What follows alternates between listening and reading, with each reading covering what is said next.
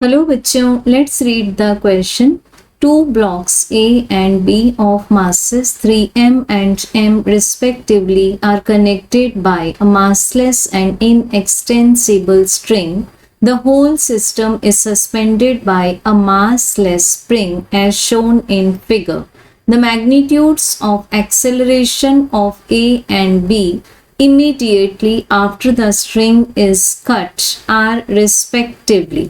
So question का similar article हम refer कर सकते हैं 11th NCERT part 1 page number 100 पर. सो क्वेश्चन में डायग्राम अटैच्ड में दिखाए गए हैं दो मासेस, दो ब्लॉक्स. ब्लॉक ए का मास है 3m and that of block B is m.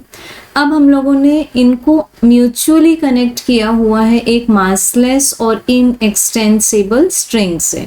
सो ये है हमारे पास में स्ट्रिंग और पूरे सिस्टम को, ये जो ए एंड बी ब्लॉक्स का सिस्टम बना, इसको हम लोगों ने सस्पेंड किया हुआ है एक मासलेस स्प्रिंग से.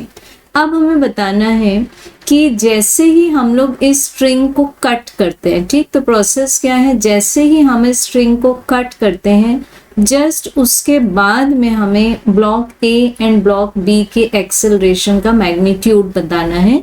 तो मान लेते हैं ब्लॉक ए का एक्सेलरेशन है A and that of block B is A B. तो फर्स्ट ऑफ ऑल हमें बनाने पड़ेंगे इनके फ्री बॉडी डायग्राम्स. तो पहले हम लोग फोकस करते हैं ब्लॉक ए को. तो कब फोकस करेंगे हम, पहले दो सिचुएशंस हैं.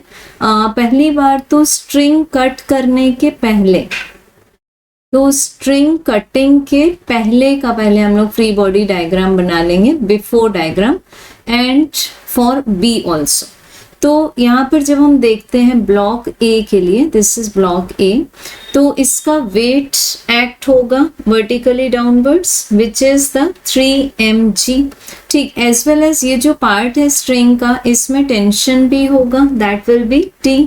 और इस स्प्रिंग में जो इंटरनल रीस्टोरिंग फोर्स होगा that will be equal to the unbalanced external force. So this is 4mg.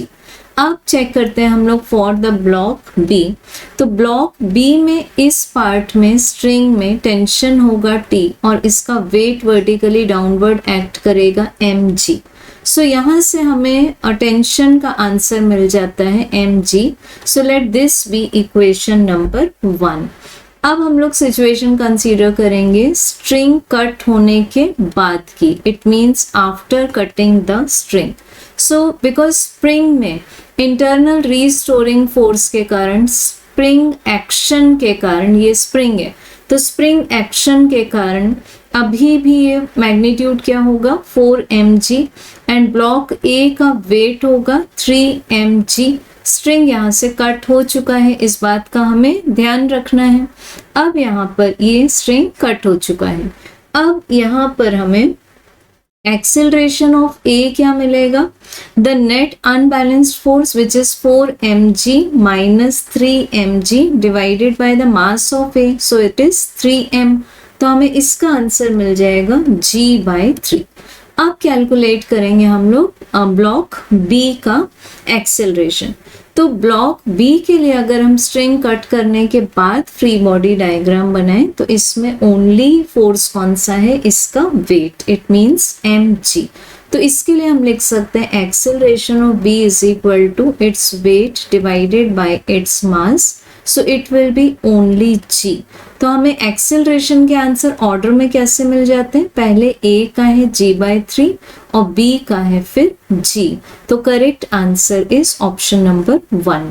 Thank you.